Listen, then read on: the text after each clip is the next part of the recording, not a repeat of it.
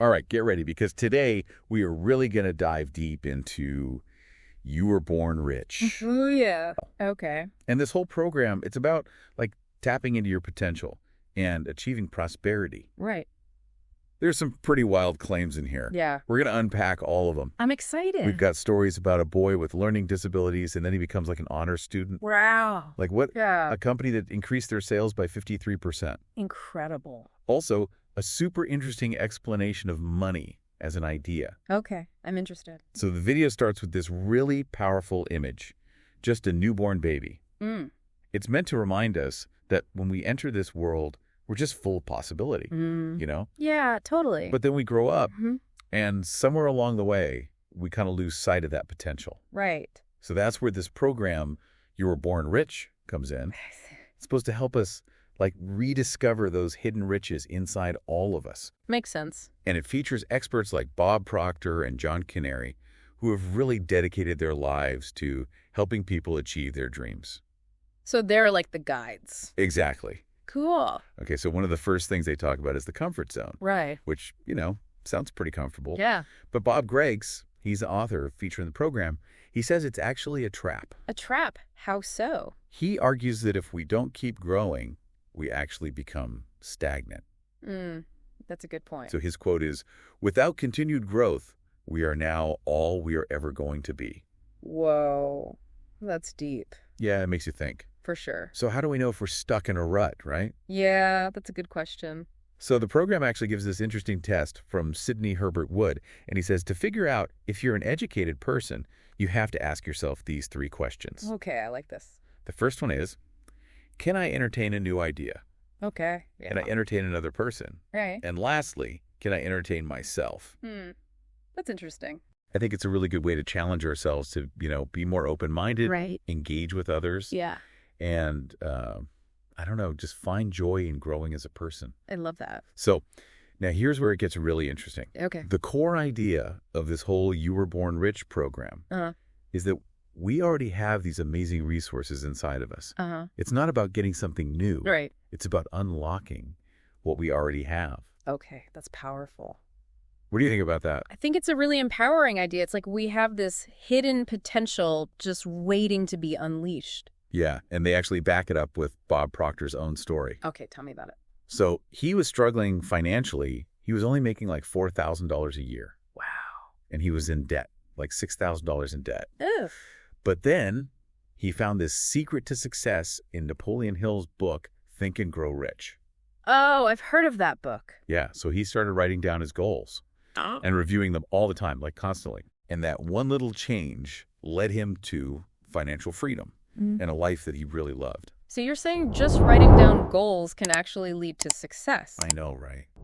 It always seemed a little too simple to me. Yeah, I hate that. But it's not just about writing them down. It's Right. about really like internalizing them, Right. believing in them, and then taking action that aligns with those goals. It's about creating a clear vision and then taking steps to make it a reality. Yeah, like a mental shift. Exactly. And the program really emphasizes that just understanding this stuff isn't enough. Right. We have to apply it, like actually change our behavior. So it's not just about knowledge, it's about action.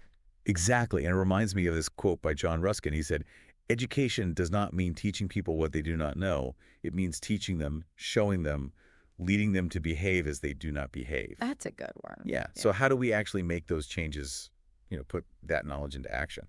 Well, the program highlights the importance of having a mentor. They share this story about John Canary. He was super inspired by Bob Proctor's teachings. He went to all of Proctor's seminars, and then he was like, you know what? I want to teach this to other people. So finding a mentor who embodies the things you want to learn can really help you grow. Totally. It's like having a guide on your journey. Okay, so to illustrate a key principle, Canary uses this analogy about a funnel and some balls. Okay, I'm intrigued. He says, the only thing that can flow into your life is based on what's flowing out of your life. What does that mean practically? So it's about the energy we put out into the world. Right. Are we focusing on negativity and limitations? Or are we like radiating positivity and possibility? I see. So what we focus on expands. Yeah, it's about making a conscious choice to align our energy with our desires. And that makes me think about communication. Oh, how so? Well, the program uses this funny story about a professor giving a confusing talk on sailing Well, no. to highlight how important clear communication is. Especially when we're trying to embrace new ideas. Exactly, and when we try to share them with others. So we need to make sure our message is clear and concise and resonates with whoever we're talking to, Right. especially when we're talking about personal development, which can feel really overwhelming sometimes. Definitely. Okay, so we've got the comfort zone, the power of setting goals, mentorship, and clear communication. Yeah.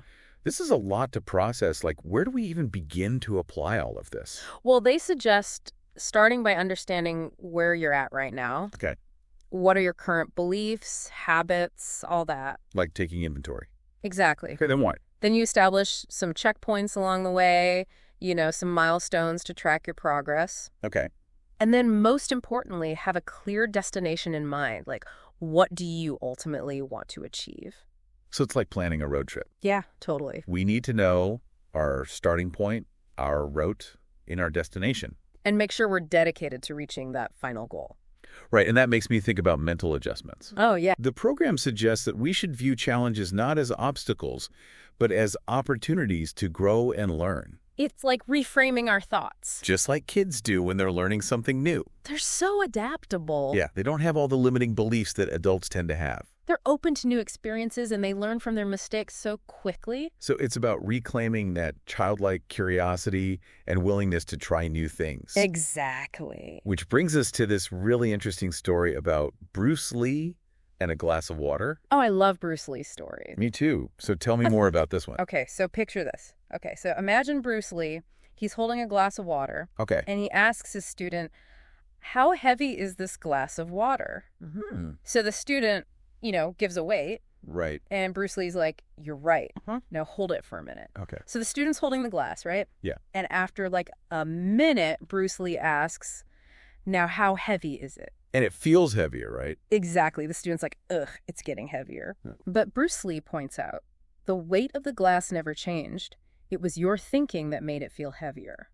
Ooh, I like that. It's a really powerful metaphor, right? Yeah, it shows how our thoughts can actually shape our reality. And then he goes on to explain, if you hold on to a limiting belief for too long, it'll start to weigh you down. To learn new things and grow, you have to empty your cup. Empty your cup. I love that. So how do we do that? Yeah, how do we empty our cups and get rid of those old beliefs that are holding us back? Well, that's where the program gets into this really interesting stuff about the conscious and subconscious minds. Oh, yeah. They talk about Dr. Thurman Fleet, who said that to really understand ourselves, we need to understand how those two parts of our minds work together. And they use that illustration that he created, the one that Leyland Bell explained to Bob Proctor. Right, it's like a blueprint of our minds. Yeah, it really helps you visualize this whole concept. Okay, so to break it down, our conscious mind, that's the part of us that thinks, reasons, makes decisions. That's where our free will is. Exactly. We have the power to choose what we think about no matter what's going on around us. That's so empowering.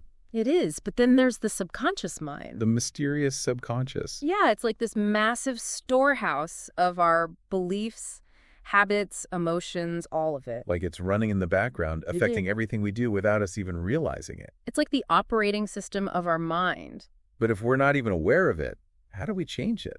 Well, that's where cells of recognition come in. Cells of recognition. Yeah, so every time we have a new idea or experience, our brain creates a new connection, a cell of recognition. Okay. The more we encounter that idea, the stronger that connection becomes, like building a muscle.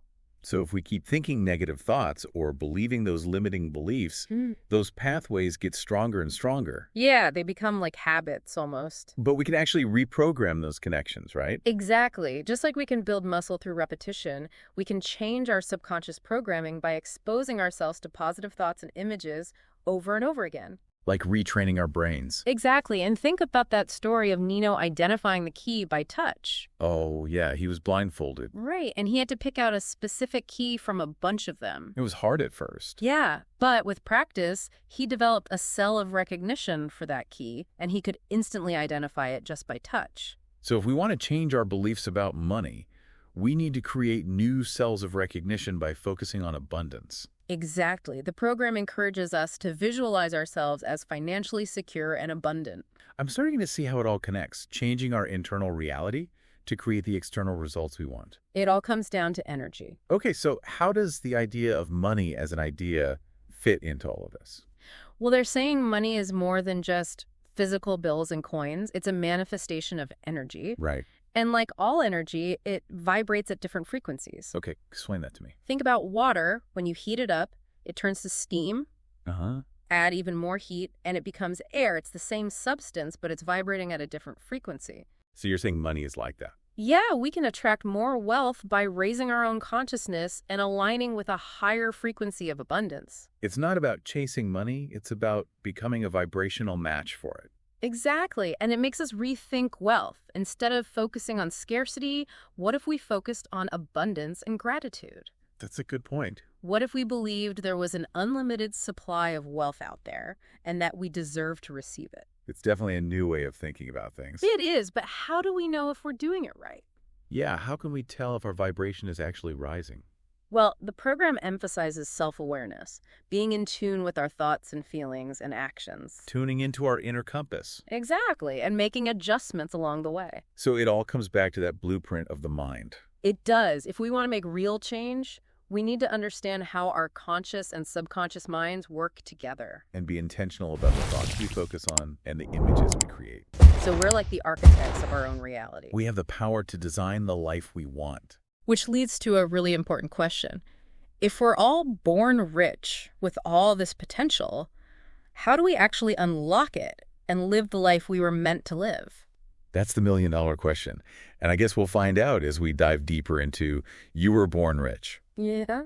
Okay, welcome back to our deep dive into You Were Born Rich. You're back. We've covered some pretty amazing ideas about, like, personal growth and the power of the subconscious. Yeah. And even the idea of money as, like, a vibration. Right. It's a lot. It is. So, Yeah. so if we're all born rich, you know, with this unlimited potential, how do we actually tap into that? That's the good question. Like, how do we start living the lives we dream of? Right. They don't just leave us hanging, do they? No, not at all. Like, what are the steps? So they actually lay out a roadmap with clear steps we can take to make real change. Okay, I'm ready. What are they? All right, so first things first, setting clear goals. Okay. It's not enough to just have like these vague wishes. We Yeah. have to actually define what we want. Yeah, Write yeah. it down. Create a clear picture in our minds of ourselves achieving it. Okay, so be specific. Create a target. Exactly. I like that. And then it's about really believing in ourselves. But what about that self-doubt, you know, that little voice that says,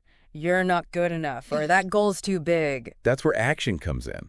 Oh, They say action is like the antidote to fear. Mhm. The more we do, the more confident we become. Right. And even small results start to build our belief. So it's like, you know, the more you do it, the more you believe you can do it. It's a feedback loop. Yeah. Action, belief. More action, more belief. And this is where mentors and supportive people are so important, right? Exactly. They can guide us and encourage us, keep us accountable. Like a team of champions cheering us on. Yeah, I like that analogy. And you know, it's a marathon, not a sprint.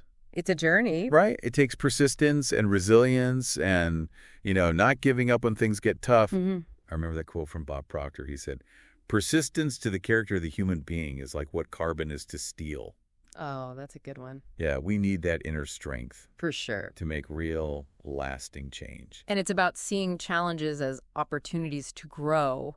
Like, failure's not the end, it's just a stepping stone. Exactly. It's all about having that belief in ourselves and our dreams. Okay, so to wrap up, you know, that final question they leave us with. Yeah. If we're all born rich with all this potential, what's one tiny step you can take today to tap into that power? Right now. Yeah.